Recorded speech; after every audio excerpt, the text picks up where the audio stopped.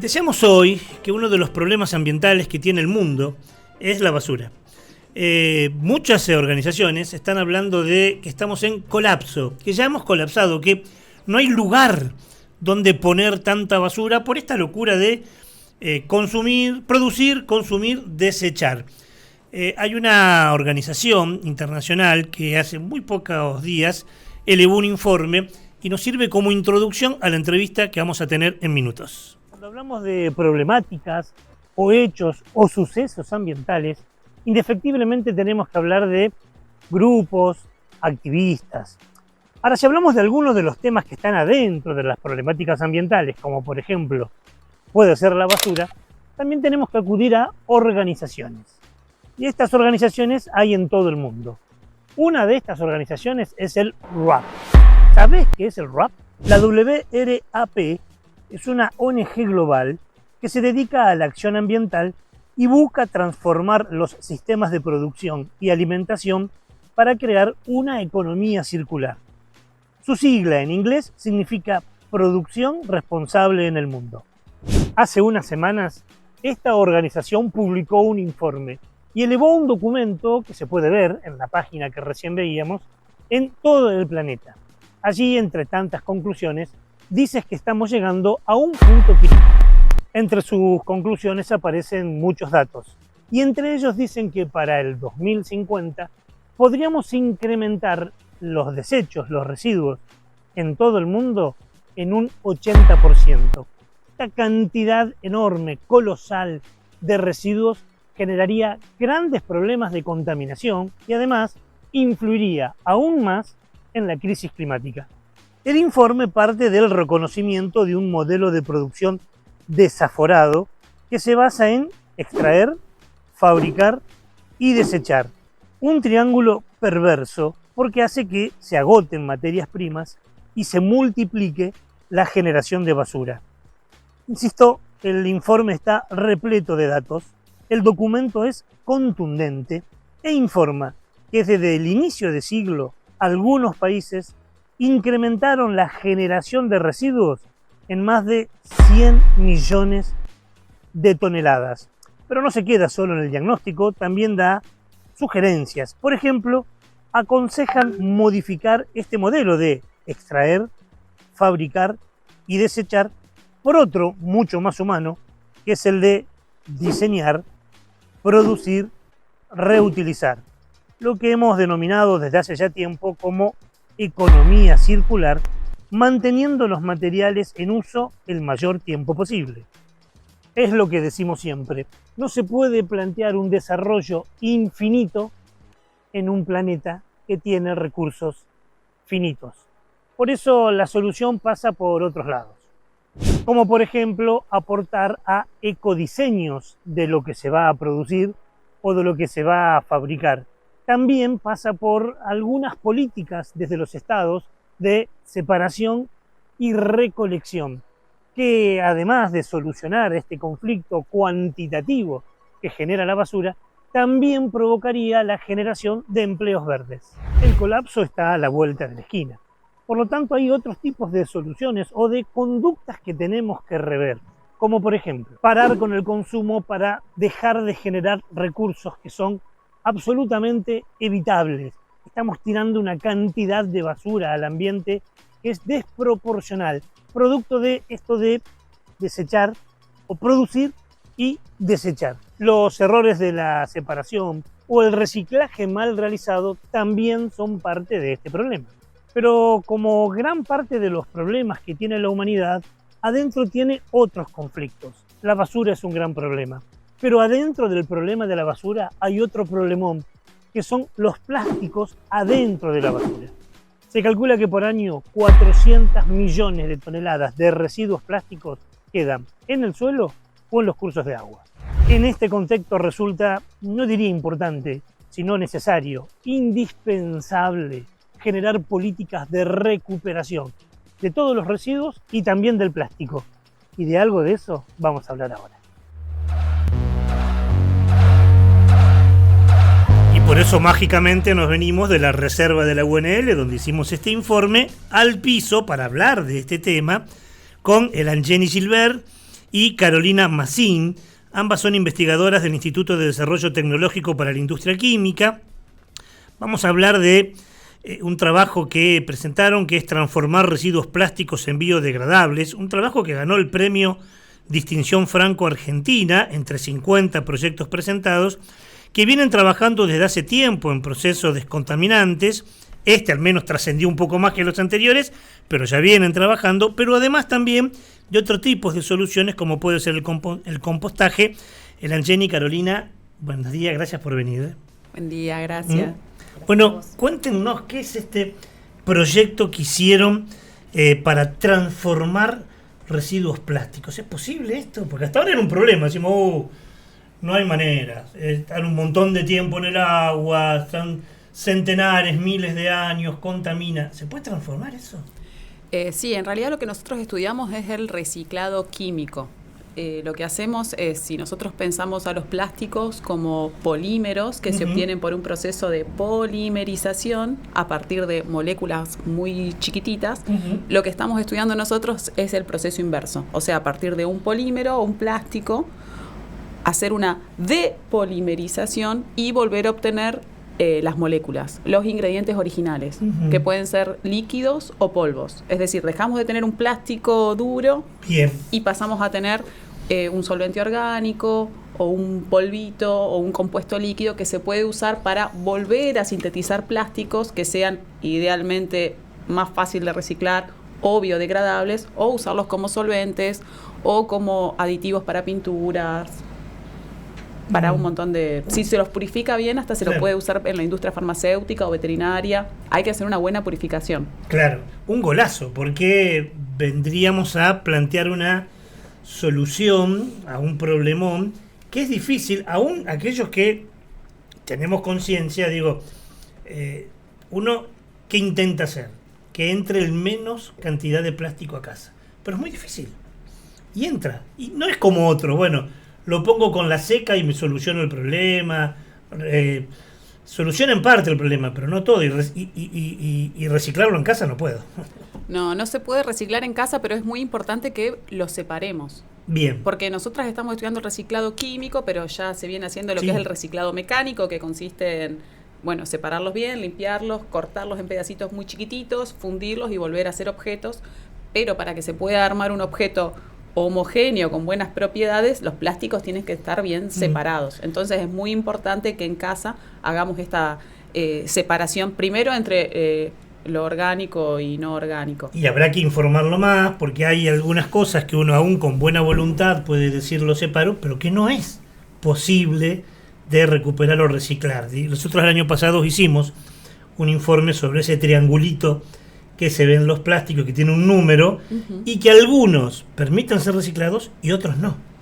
Generalmente la clasificación por los triangulitos permite primero separarlos para ver cómo se los trata principio. Y después también está el triangulito con el 7, que son otros. Claro. Y ya ahí es cada uno de esos otros habría que tratarlos de forma diferente. Igual lo más importante me parece que lo que uno puede hacer en casa es separar lo que es orgánico de los plásticos, porque es lo que le da el olor a podrido a la basura. Si uno separaría todo lo orgánico y trata de, por ejemplo, compostar o dárselo de comer, en el caso ideal a las gallinas, por ejemplo, los que tienen suerte de poder tener gallinas, por ejemplo, eso está buenísimo. Y la basura pasa a ser vidrio, papel, latas y plásticos que no tienen ni olor ni largan esos lixiviados que por ahí... Sacar la basura nunca fue una tarea linda, ¿no? No, obvio. Hay olorcito. Después vamos a hablar de eso también, porque vamos a hablar de compostaje con Caro y también tiene mala prensa, ¿no? Por ahí se dice, pero el compostaje me va a hacer feo olor, me llena de moscas. Hay muchos mitos en relación a eso, pero lo que va es seguir una receta donde los tips no son difíciles y todos podemos compostar y lombricompostar. Cuando hablamos de plástico, nosotros también hacíamos el año pasado o el anteaño, no me acuerdo, un informe sobre, para mí, un gran problema que es el bisfenol A, que viene en los papeles del que te da el cajero del supermercado, que te da el cajero mecánico. hasta el de los peajes, ¿no? Y que hablábamos con Maximiliano Tademo, un colega de ustedes que trabaja mucho el tema de plásticos y microplásticos, y nos decía, no hay solución para esto, porque si lo tirás con la húmeda, te contamina. Si lo tirás con la seca, también contamina. Genera problemas de salud en quienes lo manipulan, a no atemorizarse, digo, en gran escala, como el cajero o el tipo o la mujer que labura en el peaje. En este caso, el bisfenol A que está en el plástico, ¿también se puede tratar? Sí, nosotros empezamos estudiando el policarbonato del bifenol A, claro, en particular, de todos los plásticos, dentro de los plásticos que están dentro del triangulito 7, estábamos estudiando el policarbonato del bifenol A, que si uno lo piensa como un polímero, y uno lo miraría con una lupa súper especial, podríamos ver que es bifenol A, carbonato, bifenol A, carbonato, y nosotros justamente lo que estamos estudiando es cómo separarlo y obtener por un lado todo el bifenol A, que es un polvo blanco, y por el otro lado moleculitas chiquititas que van a tener secuestrando esa funcionalidad carbonato. Esa funcionalidad carbonato contenida en una molécula, esa molécula, digamos, se puede usar para un montón de cosas y tiene realmente valor. Aparte de que no estamos usando recursos derivados del petróleo, claro, sino que lo estamos obteniendo a partir de la basura. Y ese bifenol A se puede usar para otras cosas, para resinas epoxi, por ejemplo, se suele usar el bifenol A. Lo que tiene el bifenol A es que en términos estructurales es muy parecido a los estrógenos que tenemos en el cuerpo, que son hormonas. Entonces ahí radica el mayor problema, que uno al estar consumiendo de alguna forma bifenol A está consumiendo hormonas femeninas. Entonces algún desequilibrio hormonal genera, ya sea porque el cuerpo dice ya tengo suficiente estrógeno, no genero más, o tengo estrógeno, tengo que responder de alguna forma. Aparte del bifenol A, ¿se podría usar esta técnica que ustedes presentan en otros plásticos? ¿En sí, poliéster, en nylon? Sí. Sí se podría. El tema es que, como hablábamos al principio, todos los plásticos hay muchísima cantidad de plásticos, son muy distintos. Nosotros justamente lo que estamos aprovechando es la diferencia de reactividad que hay en un pedacito de la cadena, que es donde se enlaza el átomo de carbono con el de oxígeno. Entonces, si nosotros encontramos esa diferencia, esa unión en algunos polímeros, la podemos atacar, por ejemplo.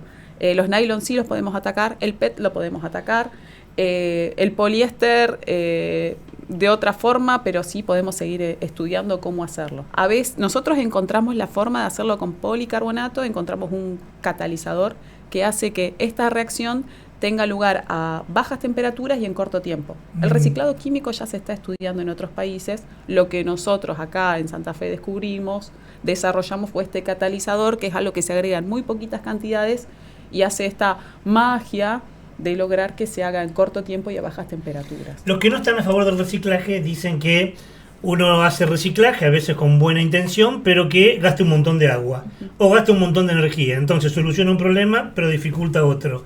Este tipo de reciclaje que ustedes plantean, ¿gasta mucha agua? ¿Gasta mucha energía?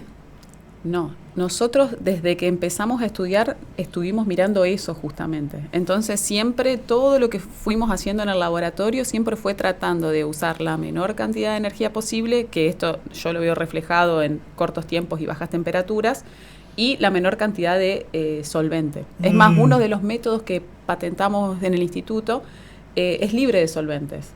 No usa ningún tipo de solvente, sino que solamente el policarbonato y un alcohol, y podemos obtener directamente estas dos moléculas que te contaba al principio, obviando totalmente el uso de solventes. O sea que es barato también. Sí, es económico. Y pensando, no sé, ya veo que digo. Sí, económicamente me parece a mí que es súper viable. El mayor problema que nos encontramos a la hora de llevarlo a grandes escalas es la falta de separación. Así como para el PET hoy hay un mercado, para el policarbonato del bifenol A no lo hay. No hay. El policarbonato del bifenol A es el que encontramos en los dispensers de agua, los bidones azules. Eso es policarbonato del bifenol A. En los vidrios de policarbonato, en las chapas de construcción que son transparentes, suelen ser también de policarbonato. Antes las mamaderas. Ahora está prohibido, ¿no? Ahora está prohibido.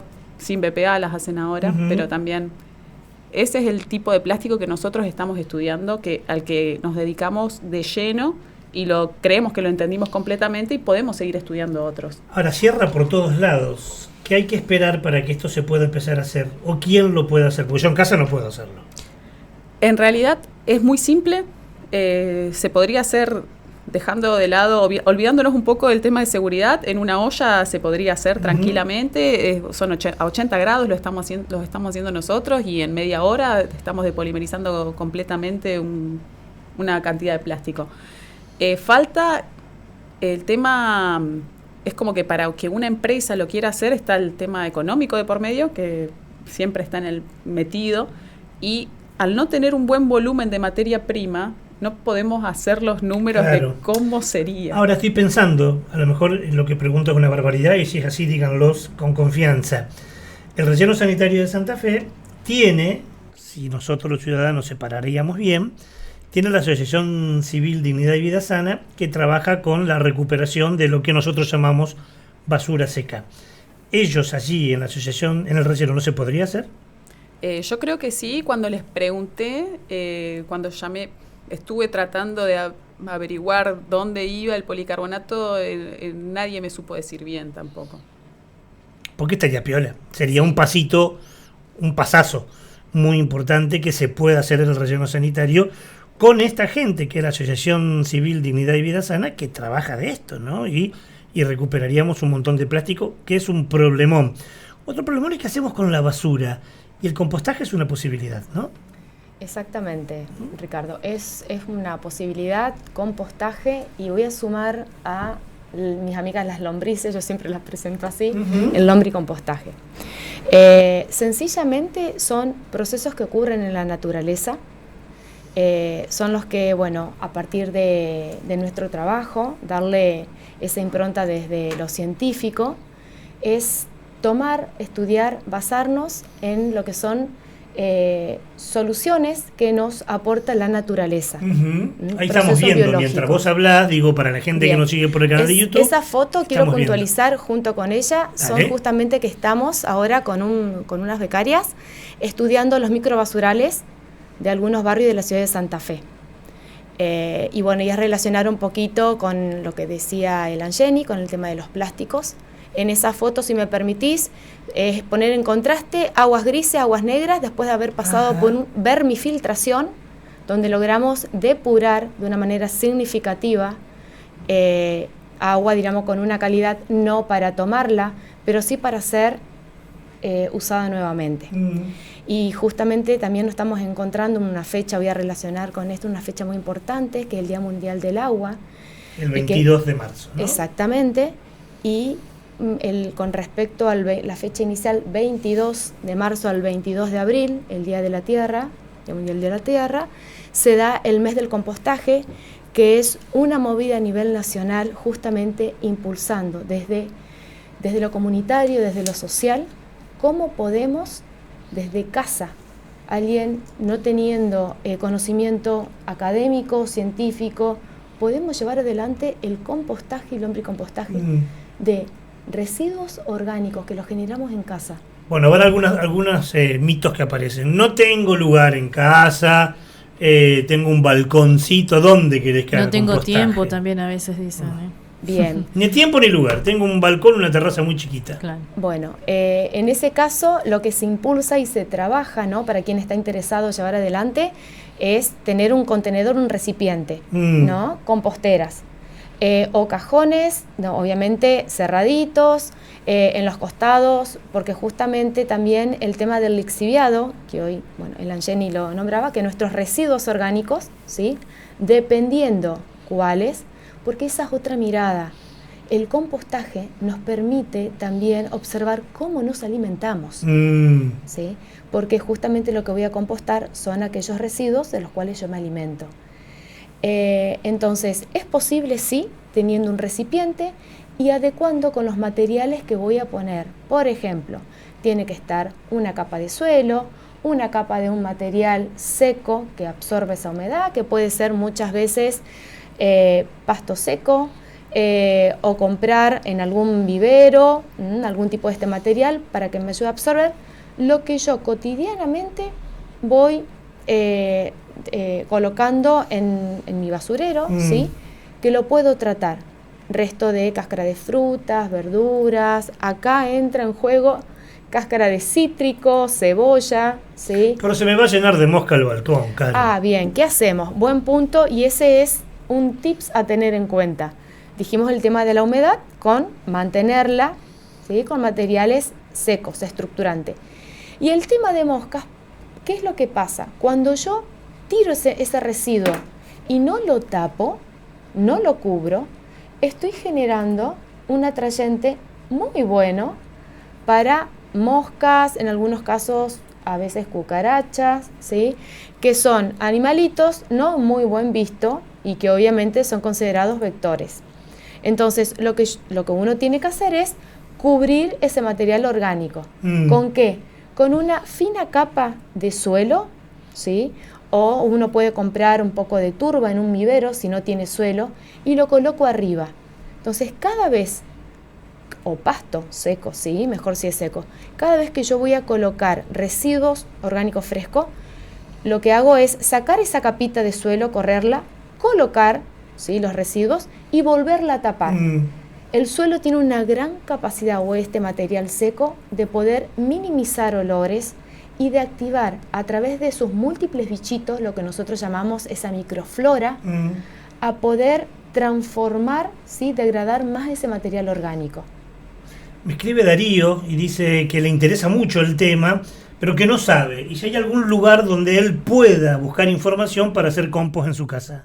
Bien, voy a tirar una noticia que la estamos ahí cocinando. Prontamente se va a dar en un lugar, en la Escuelita de Arte y Oficio. Después, si querés, te paso información. Dale, sí, sobre claro. Cursos de maestro compostero y maestro mira. chipeador. Y obviamente que atiende, ¿no? A brindar información para que cualquiera lo pueda hacer en su casa.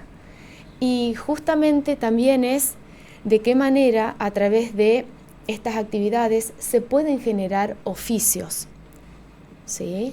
Oficios hasta, por ejemplo, cómo yo puedo contener ese residuo a través de una vasija de barro, ¿sí?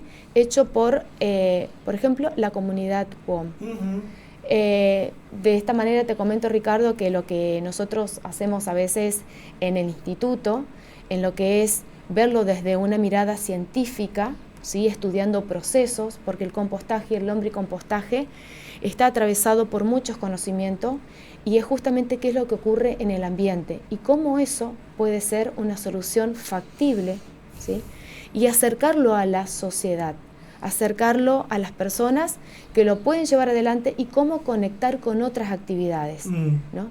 A través de estos, nosotros llamamos biojarros, porque tienen particularidades esos materiales que absorben la humedad, no atraen mosquitas, y eso contenido lo puedo llevar a mi compostera que está ubicada en el balcón, si lo hacemos un ejemplo preciso. Y para el que no sepa, genera tierra que después la podés poner, muy buena tierra, que la podés poner en tu maceta para que la planta crezca mejor, digo. Exactamente. Es un círculo, en este caso, virtuoso.